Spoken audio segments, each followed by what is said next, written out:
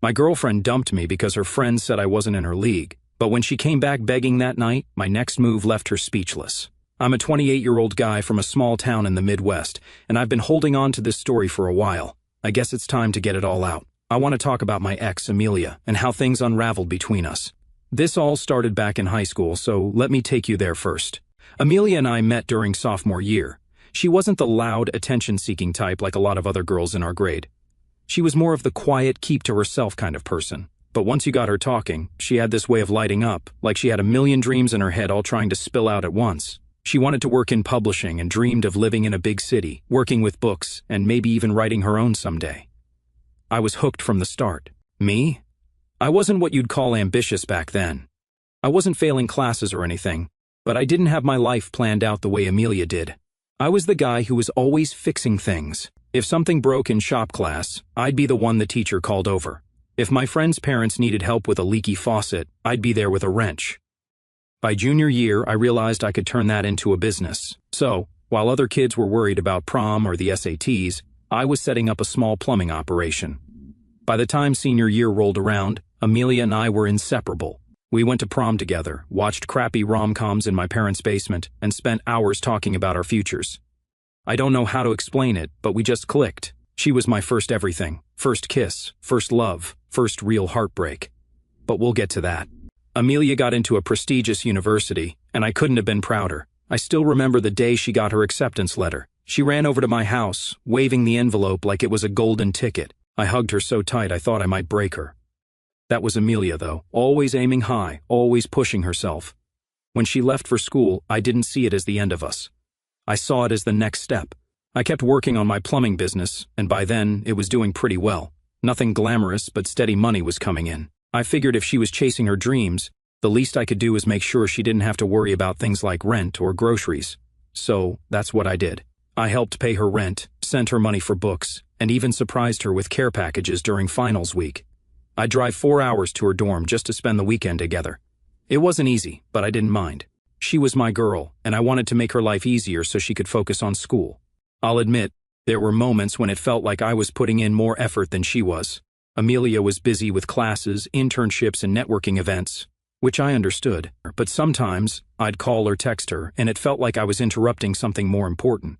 She'd say things like, "Sorry, I've just been so swamped," or "We'll talk later, okay?" Later didn't always come, but when we were together, it was like no time had passed. I'd visit her, and we'd spend hours just walking around campus or sitting in her tiny apartment, talking about everything and nothing. Those were the moments that kept me going. After she graduated, Amelia landed a job at a well-known publishing house. It wasn't her dream role, she wasn't editing bestsellers or writing her own book yet, but it was a start. She was excited, and I was excited for her. I thought we had made it through the hard part. Now it was time to build our future. By then, my plumbing business was doing better than ever. I'd expanded, hired a couple of guys to help with the workload, and was even thinking about opening a second location. I was proud of what I'd built, even if it wasn't the kind of job that came with fancy titles or a corner office. Amelia used to joke, "You're the CEO of pipes," and I loved that she could see the humor in it. For a while, things were good. I kept supporting her the way I always had. If she needed help with anything, I'd send her the money. If she had a big project at work, I'd show up with her favorite takeout so she wouldn't have to cook. On weekends, we'd take little trips or just hang out and binge-watch whatever show we were into at the time. It wasn't perfect, but it worked. But there were signs that things weren't as solid as I thought. Her work seemed to take over her life. She loved what she was doing, but it was like she was always trying to prove something to her boss, her co-workers, maybe even to herself. I'd try to get her to slow down to take a break, but she'd say things like, "You don't get it. In this industry, you have to hustle."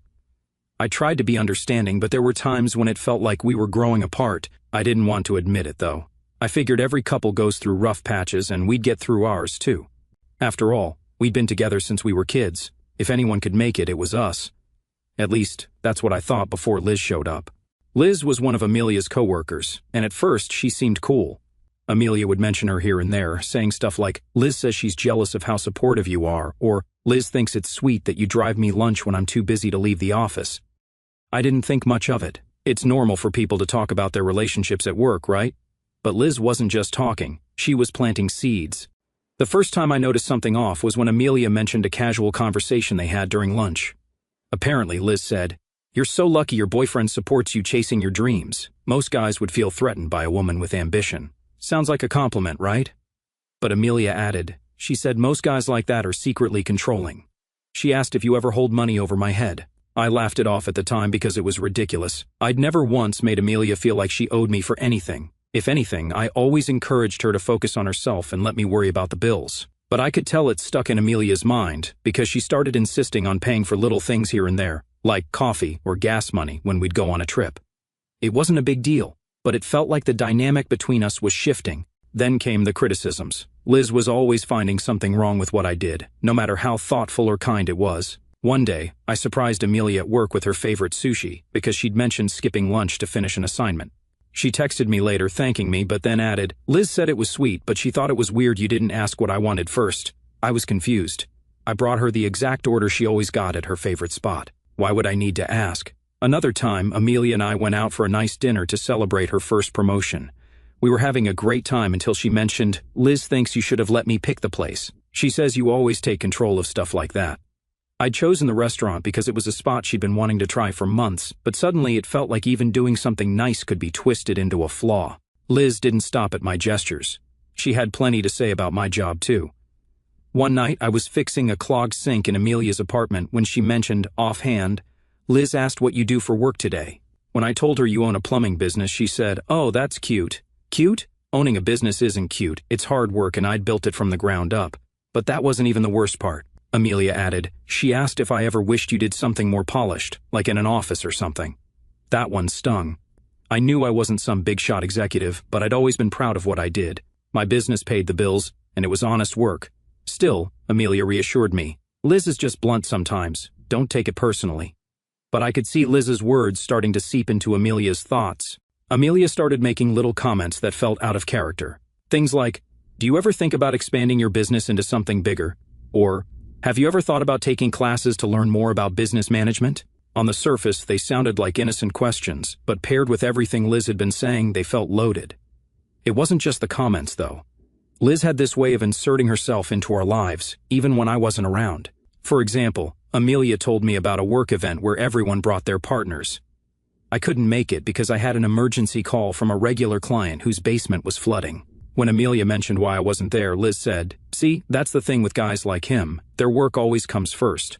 Amelia said she stuck up for me, but the seed was planted. Later, she asked, do you think you'll always have to handle emergencies like that? What happens when we have kids someday?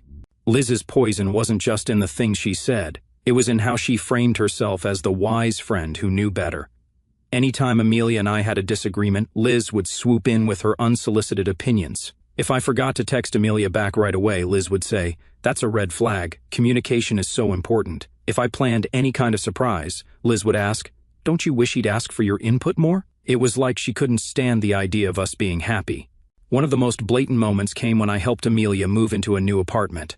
I spent the whole weekend hauling furniture, assembling shelves, and fixing little things around the place. Amelia thanked me but later mentioned, Liz said it's great that you're so handy, but she thinks it's weird you didn't hire movers. She said it's not worth risking your back over some boxes. I was floored. Who criticizes someone for helping their girlfriend move? What really got to me was how Amelia started questioning herself and us. She'd say things like, do you think we're too different? Or, Liz says relationships like ours only work for so long. I'd always reassure her, reminding her of everything we'd built together, but the more I tried to hold us together, the more Liz seemed to be pulling us apart. I can't believe how much power Liz had over our relationship at the time. I didn't want to believe that someone could be so intentionally destructive. But Liz wasn't just some opinionated coworker. She was a snake in the grass, and I didn't realize how bad it was until it was too late. Then came the big night. I had it all planned out. That night was supposed to be the beginning of a new chapter for me and Amelia, the woman I thought I'd spend the rest of my life with. But instead, it was the night everything fell apart. We'd been dating for nearly a decade, since high school, through all the ups and downs. I never doubted what we had, so I decided it was time to take the next step. I thought it would make Amelia feel safe after all the insecurities she'd been having. I bought the ring a month ago. It wasn't just flashy or over the top, it was also thoughtful. I'd made sure it was designed the way I wanted, with both of our birthstones forming a heart in the center and small diamonds framing it. There was even room to add stones later for when we had kids. I'd also made a custom box with 2 buttons, one that lit up yes and another for no. It was cheesy, sure, but it felt like us. I wanted her to see how much thought I'd put into it, how much I'd planned for our future. That night, I picked her up for dinner at a cozy Italian spot she'd mentioned wanting to try. I'd reserved a quiet table in the corner, thinking it would be the perfect spot for the proposal. I'd rehearsed what I was going to say 100 times in my head. The night started off fine. She looked beautiful, as always, wearing this emerald dress that matched the color of her eyes. We talked about her work and my business, and for a while it felt like old times. But there was something off about her. She was quieter than usual, distracted, almost like her mind was somewhere else. Halfway through the meal, I reached for the small box in my pocket. My palms were sweaty, and my heart was pounding. I was about to pull it out when she cleared her throat and said, "I need to talk to you about something." I froze, hands still in my pocket. "Sure," I said, trying to keep my voice steady.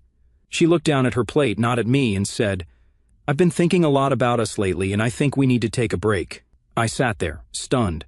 A break? Where was this coming from? "What do you mean a break?" I asked. She finally looked up, her eyes already watery.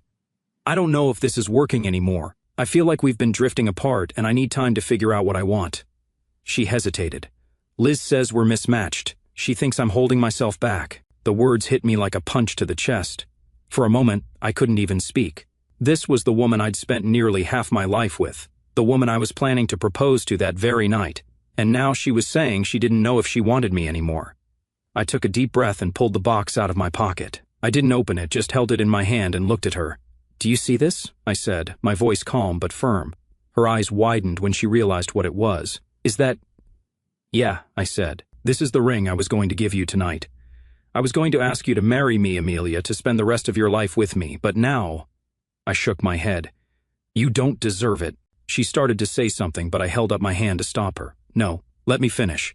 I have spent years supporting you, believing in you, and building a future for us. And this is how you repay me, by blindsiding me with some vague break crap over dinner. Thank God you showed me your true colors before we got into anything more serious." Her face crumpled, and I could see tears streaming down her cheeks, but I didn't care. I stood up, tucked the box back into my pocket, and grabbed my jacket. "You want a break?" I said, looking her dead in the eyes. "Fine. But don't come crawling back to me when you realize what you've lost."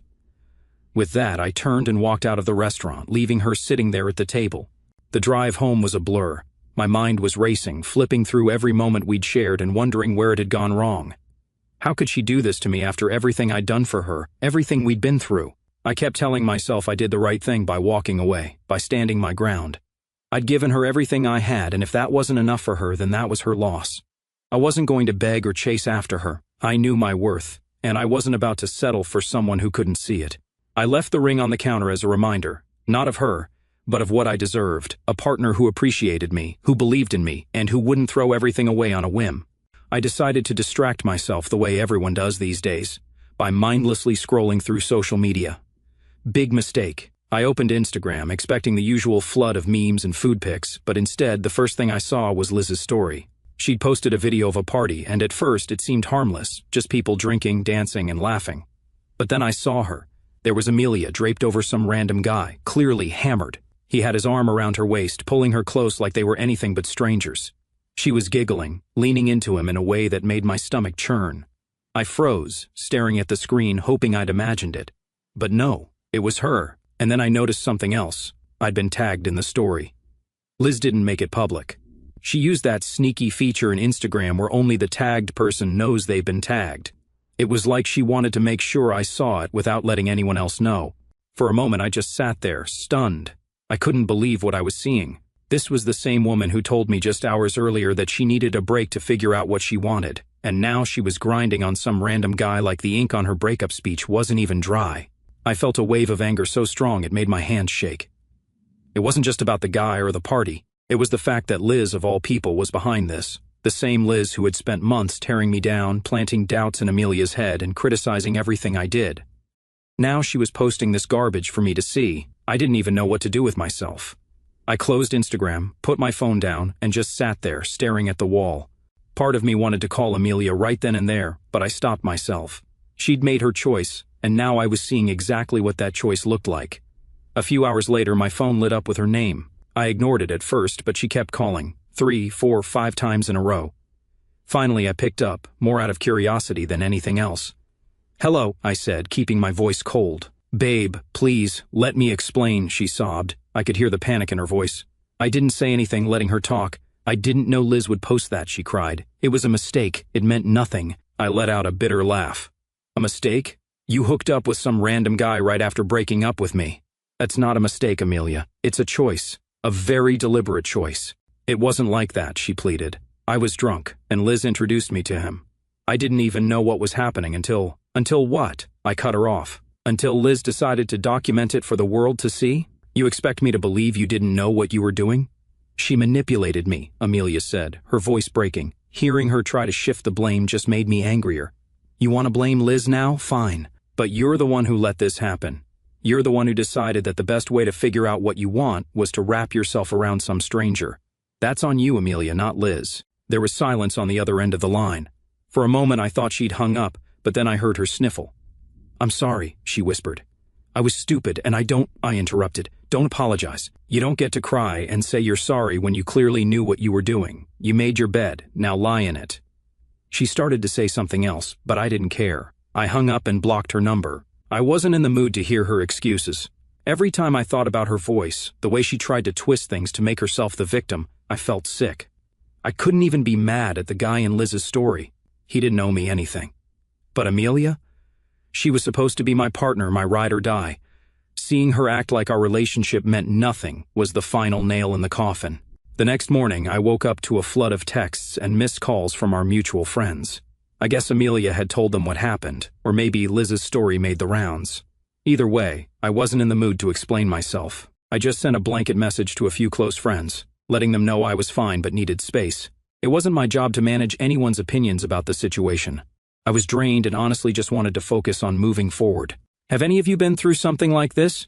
I keep replaying everything in my head and wondering if I was too harsh, but at the same time I can't ignore how deliberate it all felt.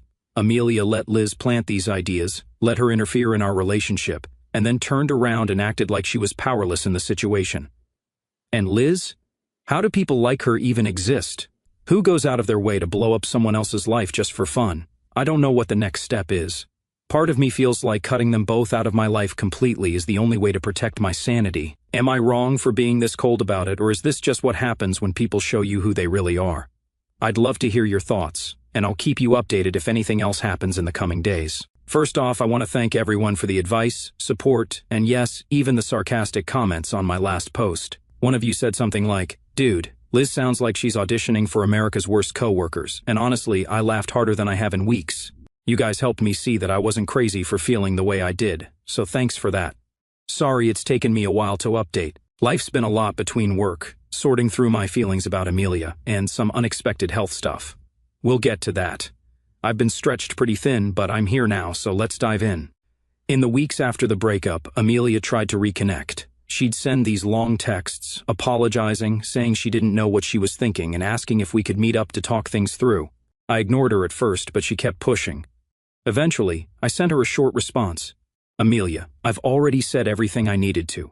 You made your choice, and I'm moving on. Please respect that." That should have been the end of it, but it wasn't. She'd pop up out of nowhere, liking old pictures on Instagram or trying to leave comments like, "Miss this day." I didn't respond to any of it. I'd already wasted enough energy on someone who didn't value me, and I wasn't about to give her the satisfaction of knowing she still had access to my life.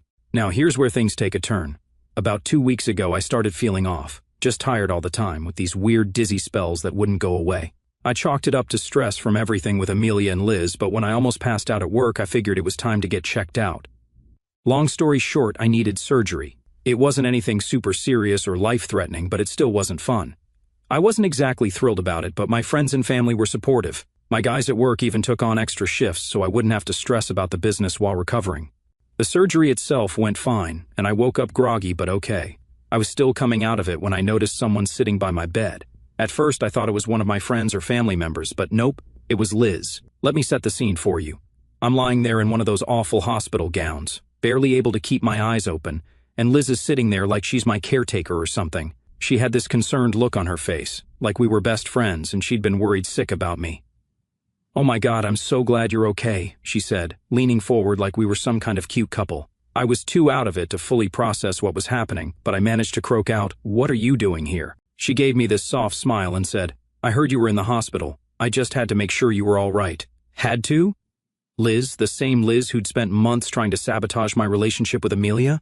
Yeah, okay. She kept talking, saying things like, I feel so bad about everything with Amelia. You didn't deserve that. And, you're such a good guy. She didn't know what she had. It was like she was trying to rewrite history, painting herself as the supportive friend who'd always been in my corner. At one point, she even reached out to hold my hand. I didn't pull away, mostly because I was too tired to argue, but I could feel the gears turning in her head.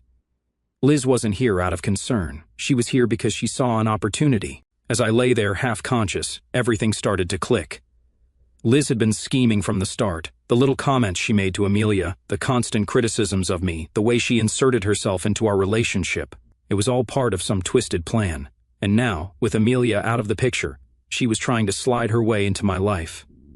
It's funny how clear things become when you're stuck in a hospital bed with nothing else to do but think. Liz wasn't just a bad friend or a toxic coworker. She was manipulative, calculated, and selfish. She didn't care about me or Amelia. She cared about getting what she wanted, no matter who she had to hurt along the way. Here's the thing about people like Liz. They think they're smarter than everyone else. They think they can manipulate and scheme their way into whatever they want without anyone catching on. But she underestimated me. I have a plan for Liz. I'm not going to say too much right now because I want to make sure it plays out exactly how I envision it. Just know that once I'm fully recovered, she's going to learn what it feels like to be outplayed. So, stay tuned, Reddit. I'll update you when the time is right. Let's just say Liz might regret ever stepping foot into that hospital room. Thanks again for all the support. Your advice has been a huge help, and honestly, reading your comments has kept me sane through all this. I'll be back soon with another update. Until then, wish me a speedy recovery. First of all, wow, the response to my last post was insane. I didn't expect so many of you to get invested in this whole situation, but here we are. Thank you for the advice, support, and hilarious comments. I saw someone say, Liz sounds like the type of person who'd fake being nice to adopt a cat just to post about it on Instagram, and I couldn't agree more. You guys really get me. I know a lot of you wanted to know what my plan was, so buckle up. Things played out almost exactly how I hoped, and let me just say, it was satisfying. After I was discharged from the hospital and started feeling better, Liz didn't waste any time. She texted me almost every day, starting with these super casual just checking in messages. Stuff like, hey, hope you're feeling okay, or let me know if you need anything. I'm here for you. At first I ignored her. I wasn't stupid. I knew what she was doing. But after a while I realized that playing along might actually work in my favor. So I started replying, not too much, just enough to keep her on the hook. Thanks for checking in. I'm doing all right. Appreciate it. Recovery's been slow, but I'm getting there. Liz ate it up. Her texts got longer and more personal, filled with things like, you're such a strong person, and I don't know how Amelia ever let you go. She started dropping little hints about how she'd always thought I deserved better, and how much she admired me. At one point, she even sent me a picture of a casserole she'd made, saying, I'd love to bring this over if you're up for company. I declined, obviously, but it was clear she was trying to worm her way in. The real shift happened about 2 weeks after I got out of the hospital. Liz called me out of nowhere, saying she'd just been thinking about me and wanted to hear my voice. I could practically hear her laying it on thick, talking about how worried she'd been during my surgery and how she'd prayed for me. Thanks, Liz, I said, keeping my tone neutral. That means a lot. Then she hit me with, I feel like this whole thing has brought us closer, you know? Like, it's made me realize how much I care about you. I almost laughed. She didn't care about me, she cared about winning. But instead of shutting her down, I leaned into it. Yeah, I guess it has, I said. That one sentence was all it took. Liz went full throttle after that, texting me constantly, calling me babe in messages, and even suggesting we hang out sometime soon. The thing about Liz is that she's predictable. She thought she was being slick, but everything she did just made her intentions clearer. It wasn't about me, it was about her ego. She wanted to prove she could get me, just like she'd tried to ruin what I had with Amelia. So, I let her think she was winning. I started texting her back more often, dropping compliments here and there, and even agreeing to meet up. At that point, I knew she thought she had me wrapped around her finger. When we finally hung out, Liz was all over me. She kept touching my arm, laughing at every little thing I said, and dropping hints about how much she valued honesty and loyalty in a relationship. It was honestly exhausting to watch her try so hard, but I played along. Eventually, one thing led to another, and yeah, we hooked up. I'm not proud of it, but it was part of the plan. The next morning, I didn't text her back. Or the day after that. Or the day after that. Liz, of course, started blowing up my phone. Hey, everything okay? Did I do something wrong? Can we talk? She called me at least a dozen times, left voicemails, and even sent me a few messages on Instagram. By the end of the week, I had a collection of frantic texts and missed calls from her, all begging me to give her a chance. That's when I made my move. I screenshotted every single text she sent me, along with a few of the voicemails where she was practically sobbing about how much she cared about me. Then, I sent them to Amelia in one big batch. No explanation, no message, just the screenshots. Once they were delivered, I blocked them both on everything. I know some of you are probably thinking, dude, that's harsh, but hear me out. Liz had been playing games with my life for months, tearing apart my relationship and manipulating everyone around her. By sending those screenshots to Amelia, I wasn't trying to get her back or start drama. I just wanted the truth to come out. Amelia needed to see who Liz really was and how far she was willing to go to get what she wanted. I wanted Amelia to see what she'd thrown our relationship away for. And honestly, blocking Liz felt incredible. I felt like I was in control again, like I wasn't just reacting to the chaos she caused. Now I'm sitting back and watching the fallout. Liz wanted control, and instead, I turned the tables. Amelia and Liz might have their own reckoning to deal with now, but I'm done playing their games. And trust me, Reddit, this isn't the last you'll hear from me. Let me recover fully. I'll give them both time to process, and I'll feed you with the update soon. I promised I'd keep you updated, and oh boy, things escalated fast. Apparently, my little move, sending all of Liz's frantic messages to Amelia, set off a chain reaction I couldn't have planned better if I tried. Here's what I heard through the grapevine. Amelia didn't take kindly to finding out that Liz, her supposed friend, had been scheming behind her back. She confronted Liz at work, and things went from 0 to 100 real quick. From what I've been told, it started with Amelia demanding an explanation, asking Liz why she'd tried to sabotage our relationship and then swoop in after the breakup. Liz, being Liz, tried to play innocent. She claimed I was the one pursuing her and that Amelia was overreacting, but Amelia wasn't buying it. Someone who works with them told me the argument got so loud that the manager had to step in, but it didn't stop there. Apparently, Amelia called Liz out in front of their coworkers, accusing her of being manipulative and trying to ruin her life. Liz fired back, and before anyone could stop them, things got physical. I don't have all the details, but I know it ended with both of them being escorted out by security. The aftermath? They were both fired. Honestly, I don't feel bad for either of them. Liz got exactly what she deserved, and Amelia? Well, I can't say she's completely innocent in all this either. She let Liz worm her way into our relationship, and by the time she realized how toxic Liz was, the damage was already done. I don't know what's next for them, but I'm staying far, far away from the drama. I feel like I'm finally in a place where I can breathe. Anyway, that's all for now. Thanks for sticking with me through this mess. I'll keep you posted if anything else comes up, but for now, I'm just enjoying the peace. It's been a while, and honestly, I thought I'd have nothing left to share. I figured the whole Liz and Amelia drama was over, and I could finally just move on with my life. But, of course, people like them don't go quietly. A week after the fallout at their job, Amelia showed up at my door. She looked like a mess, eyes puffy from crying, hair thrown up in a lazy bun, like she didn't even bother trying to look put together. Liz planted all those doubts, she said. She made me think you weren't good enough, but it was all her. I see that now. Please, let's fix this. I just stood there, letting her talk. I wasn't angry anymore. I was done. When she finally stopped, I told her, Amelia, I gave you everything, and you threw it away. You let someone like Liz tear us apart, and now you want to come back? I can't do this anymore. I've moved on. She begged, even cried, but I didn't budge. I wished her the best and closed the door. The very next day, as if on cue, Liz tried her luck. She sent me this long text, first from a random account I didn't recognize, saying how sorry she was and how she'd made mistakes but was willing to do whatever it took to make things right. I ignored it. So, she showed up, uninvited, all smiles and fake sweetness. I know I messed up, she started, but I know you care about me. We could make this work. I see that now. I didn't even let her finish. I looked her dead in the eye and said, you both made your choices. Now live with them.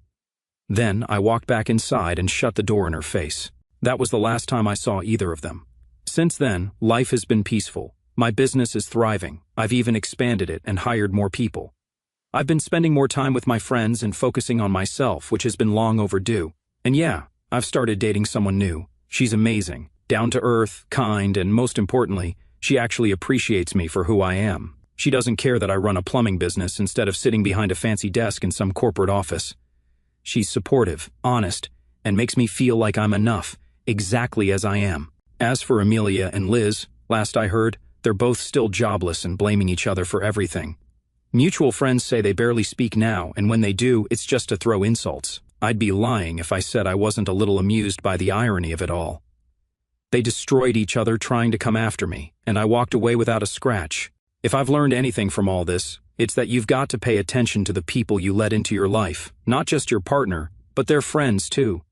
Sometimes the wrong influences can do more damage than you realize. And for anyone who's been through something similar, find someone who values you for who you are, not for who they think you should be. Don't settle for someone who listens to people like Liz or lets doubts creep in because of someone else's opinion. You deserve better than that. Life's good now, and I plan to keep it that way.